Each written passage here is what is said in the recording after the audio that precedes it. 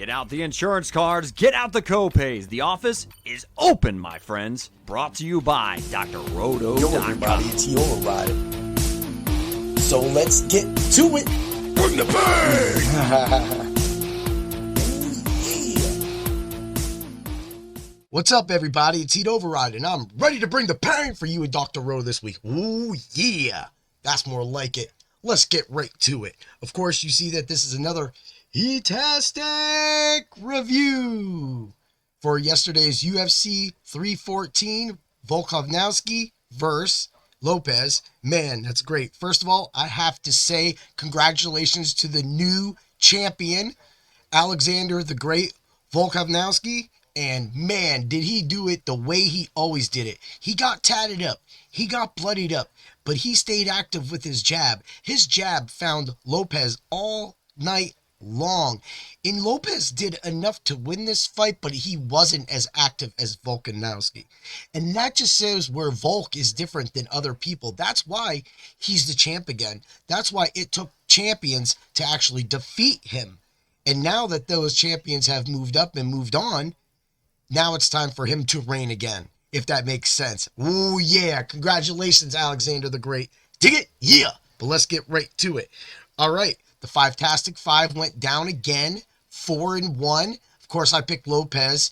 And that was my lean. I changed it after the Fight Club of Pain with Dan, and that's my loss. And it's also my loss across the board as well, too. But it still worked out for me. I cashed in a DFS lineup. Again, 5 rounds. He was active enough. He had takedown. He had control. He scored a lot of points. And that's what you need. And the thing is that him and Volk were right there at 8,200 and 8,000. So I was able to work Volk on a couple lineups. I'll get to that because, I just want to, talk about, be transparent and explain to you what the process was. And if you watch the show, the Fight Club of Pain on Thursday, we explained that process while giving you bets and sways during the fight and just leaning. That's why that is what I'm trying, and that is what Dan is trying to separate this show from other shows. Everybody's going to have the same numbers when we look at it at the end.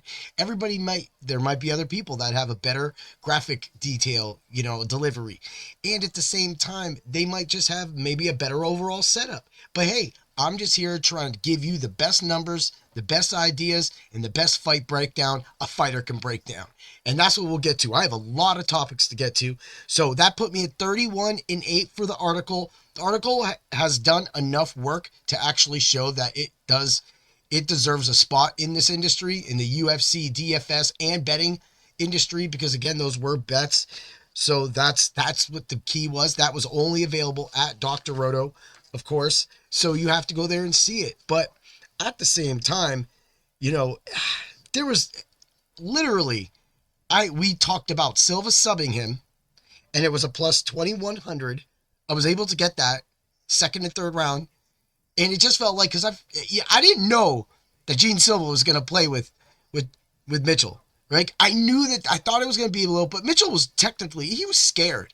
He was scared. It was hilarious, but then I was a little worried because Mitchell is deadly enough to where if he did catch the chin, he could have knocked him down and tried to tap Silva. But I think Silva just figured he was stronger, bigger, and better, and that he was going to go in there and impose his will. And he said that, and he did it. He did it.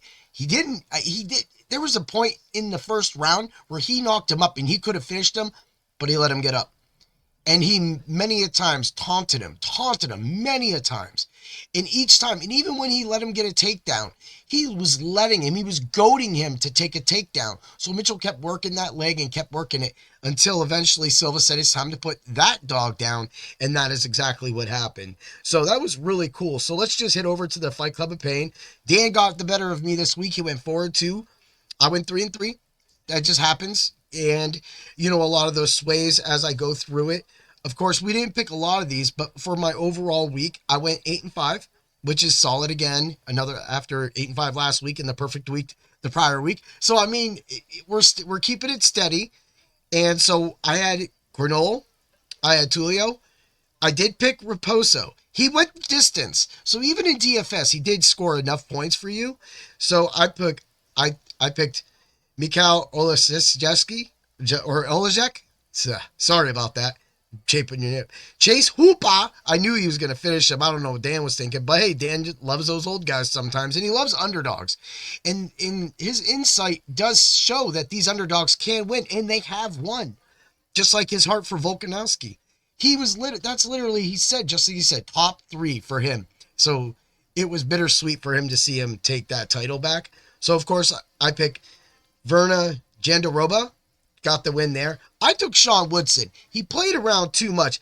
And I didn't want to pick him against Dan Ige. And we have been talking about Dan Ige for actually a couple weeks because a lot of the fighters that we covered the last couple weeks have fought Dan Ige. Well, Dan Ige went in there and beat Sean Woodson. And I'm going to have a comparison for that. Sean was lengthy. Sean kept it out there. But he just looks too slow. His punches are slow. Something's off. I really don't like how his I get people have a style, but his hand was out. He was waving around. I know that like tall people like to do that to us little short people, but then we get inside because your hand's out there the whole time, and before you can pull your hand back to actually get in a good guard position, you're getting knocked.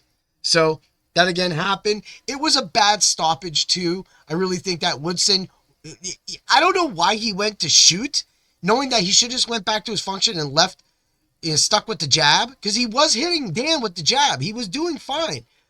And Dan rocked him. So, but at the same time, you went for the shoot, you started getting knocked on, and then the ref goes to jump in and you get up. So you put yourself in that position, regardless. So that was a bad fight decision you made, and now you have a loss for it. You deserve it, Sean Woodson. And yeah, I mean, I could have had another win, bro.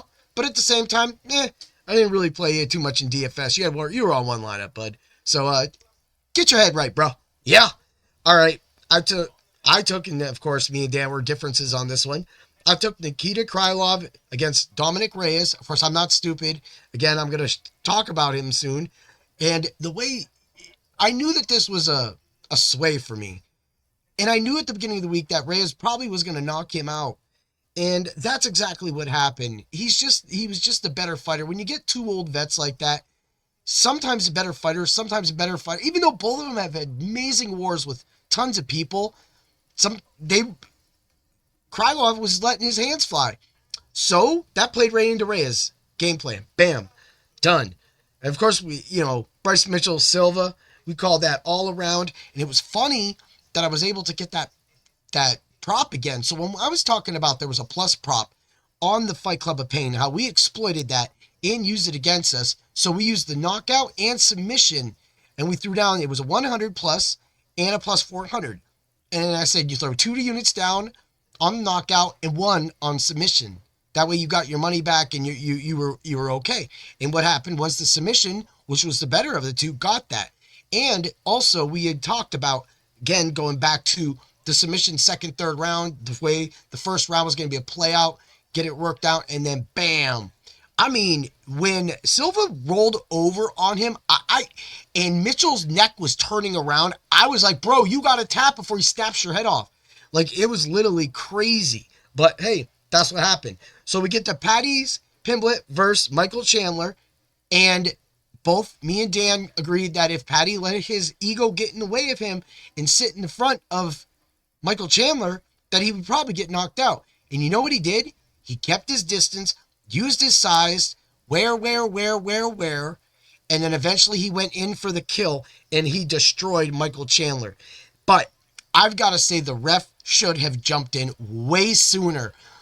It was exactly at the point when Patty had him mounted, Chandler mounted, and Chandler was like this, and Patty sucked that elbow right between the defense when he was already bloodied, he was already getting whooped up, and he kind of turned over, and he was already covered up, and when he turned over and was like this, and the ref still wouldn't jump in, I was screaming at the top of my lung. I'm like, call the fight, call the fight, and he finally stepped in. Then I seen someone run into the cage because they knew that something, you gotta call that fight faster, but Michael Chandler doesn't deserve to have that happen to him.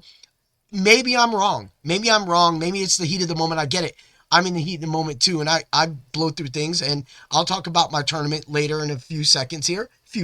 But at the same time, just got protected. But anyway, he won, And then, of course, we got the main event, Volkanovski and Diego Lopes. And it went exactly the way it was. They both stood up. They fought. Lopez did the takedowns. It was a great fight on both sides. Again, Dan is super excited that his guy is the champ. So that really, really helps. Also, what really was fun too is that my betting article yesterday was really good. My betting article today was pretty good. It's still going on a few of the games. I'll have to go back over it, but I know that there was already some hits and things like that. I was pretty close to the parlay that I actually put out today, but the problem is that they were walking Cedric Mullins all day, and he just needed a hit. So unless he got a hit, I mean, I know the batting order was coming around, but that game was kind of getting close to being over. So unless he got a hit, unfortunately, the parlay is going to miss. But I mean, at the same time, there was the no sweat token they put out today. So that was a FanDuel special. So I had that also up there. So you could see that to use that. So in case you get that bet back.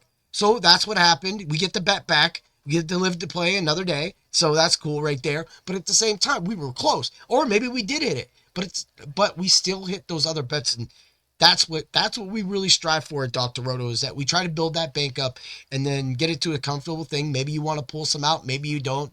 Go out for a weekend or something like that. That's what it's all about. But that was fun that it hits. So let's get to it. Let's get to the tournament. So yesterday, the team and I went to Columbus, Ohio, and entered a karate tournament. There wasn't really many of us, so I'd say overall there was six, but now I think three more came. Yeah, we had Brian Sayre was there, and of course a mom or dad, and so we had the people. But regardless, it was 6 fighters, and one of the fighters didn't fight. One fighter just fought the kata. Of course, my daughter and I fought. I did not do kata. I just fought. And I had a pretty stacked division. They actually moved up a guy from intermediate that was like 6'5". I mean, this dude was huge. Tall, super skinny, long, right? So moved him up. And I got my first fight, kind of ran through him. I was a lot faster than him. I recognized that right at the beginning of the fight. So I practically just back fisted him to his head, jumped over his kicks using the back fist, and then bopped him. Instead of driving my reverse punch, I was being nice and not bringing the pain for once. I was just going, boop. So Dan made a funny comment after that, because I hit a lot of milestones. So I won my 19th and 20th fight as a point fighter. So now, I got that. That was really cool. But for the championship game, I had to fight somebody that was 35 and was like 6'5", like I said. And he was just super tall. So I was able to watch him. I was able to rest. I was hoping to get at him go, but for some reason they messed up in another division. So they needed to run the third place games, or third place trophy. So they did that. And then he got a rest and I had a longer rest.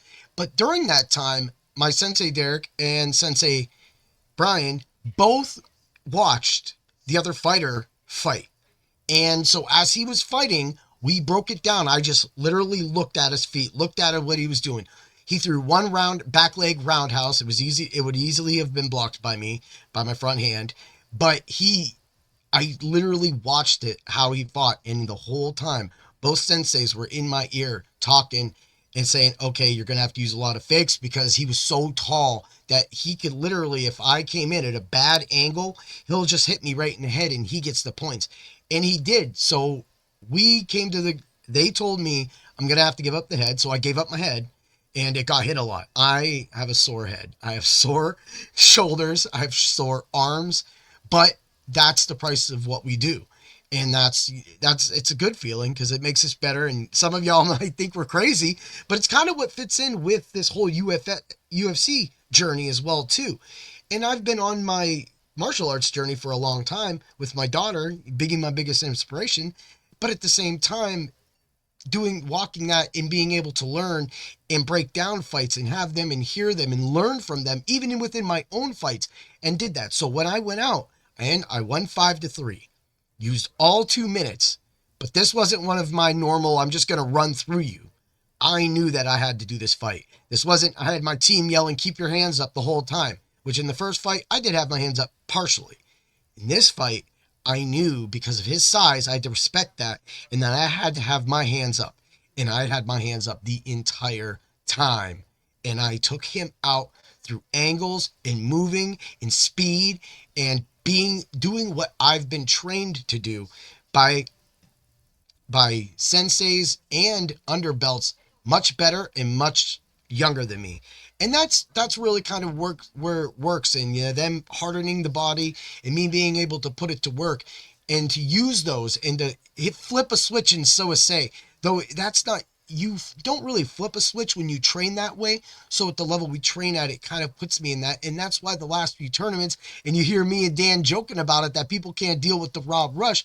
Yeah, when I bring that power through, it's crazy. But that same power also makes people want to envy that. So I occasionally get people that want to fight me at fights. They go like, it just happened yesterday. This big dude looked like he was a linebacker. I'm not even lying. And you can tell he's a smooth dude, and Daddy's one over sitting there with the mic and stuff, and I'm like, oh man, and he's talking about, I don't think we'll be able to wait because I'm a lot younger than you, but I would like to fight you in an exhibition. And there was one point of his fight, he let this punch go, and if the dude's head would have been there, I'm pretty sure he'd have broke the face mask. This dude is bigger than these two guys. I mean, I'm not a big guy, but this guy was big. He wasn't as big as the guy I fought, as tall. But man, he had a muscular build. He's just an athletic guy. And he sees what I bring to the table, and he wants a piece of that. So sometimes being a great fighter also attracts people that want to fight that great fight with you. So that's what fighting is about. And it's no different from the UFC in the octagon. We saw that with, when I saw Lopes and Yari Rodriguez having that little pointing match going at it, I just felt that these two definitely are going to sign to fight each other in the future. And I'm going to pick Lopes in that, although Yari looked amazing yesterday. He looked amazing against Pitbull. So I didn't talk about that fight, but I picked Pitbull, and we know Dan picked Yari, and I should have picked Yari. There's definitely at least 3 picks I swayed to try to sway, to think I could play something off just to see if I could get the underdog to win and hope it win.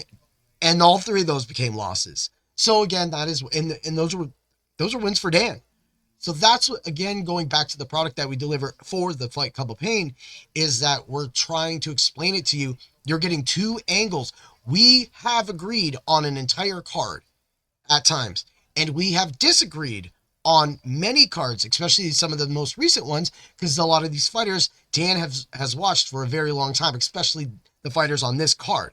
And if you haven't noticed, I've got the Miami Bass shirt on because I'm pretty sure this coming Friday will be Miami Bass night for DJ Magic Mike. So I thought that I would wear that shirt in lieu to UFC 314 Miami. If you haven't caught that by now, yeah. But for the people that are listening to the audio version, you now know the shirt that I am wearing.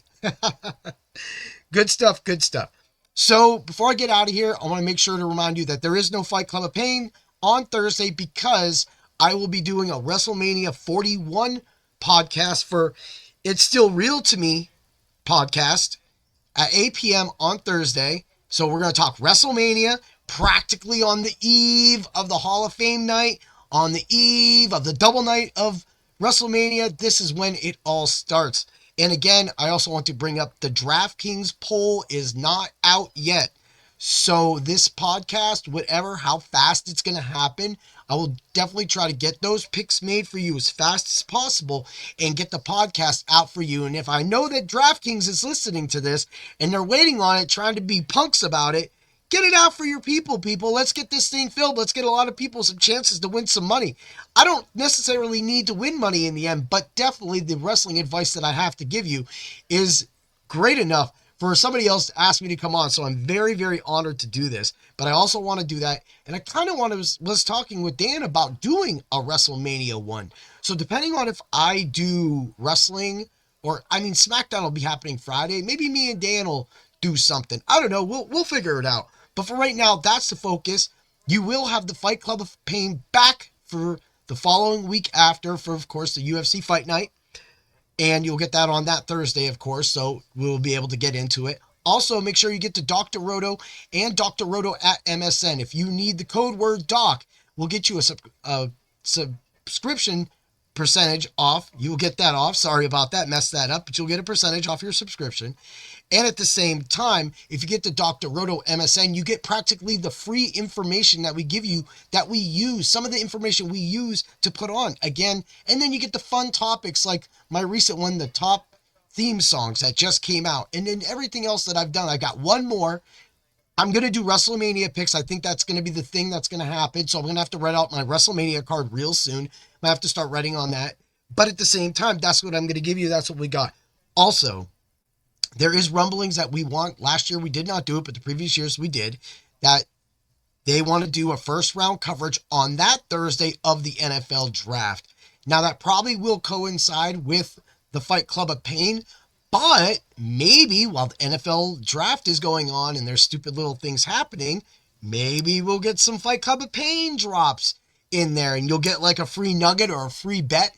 Because a lot more betting lines will probably be open by then because, you know, they are holding them out, at least for the prelims as well. So, and we're definitely, and why I said Dr. Roto MSN, because I have my WWE Power Rankings and my UFC Power Rankings over there. And that way you get a little nice insight into the world of UFC and WWE because I always articulate all of my articles to the storylines that are actually being played. I hope everybody has a great day. Get over to the Dr. Wino and win some money, man. Oh, that's the thing about it. I was talking about it. Before I go, I'm going to give you one more nugget. I hit first place last night. I scored 748 points with Tulio, Volkanovski, Reyes, Patty. I got Cornol and Jandaroba. If Jandaroba would have won that, I was only like really 20, 30 points out from the big money. Right, but I won a decent amount of money, and I put up another lineup that was 656 points, that won money, and another lineup that was 606 points, and all that information was available if you listened to the Fight Club of Pain. I wanted to bring that up because I wanted to say that a lot of what me and Dan did on this last Thursday on the Fight Club of Pain was amazing. I keep saying it, and I see that a lot of you are joining in and listening, and I hope that you take that because I'm telling you, we got a product that we are not going to drop the ball with. And once we get to the NFL draft and we have all those articles coming, it's going to be great. Have a great day, everybody, and always remember to bring the pain. Ooh, yeah.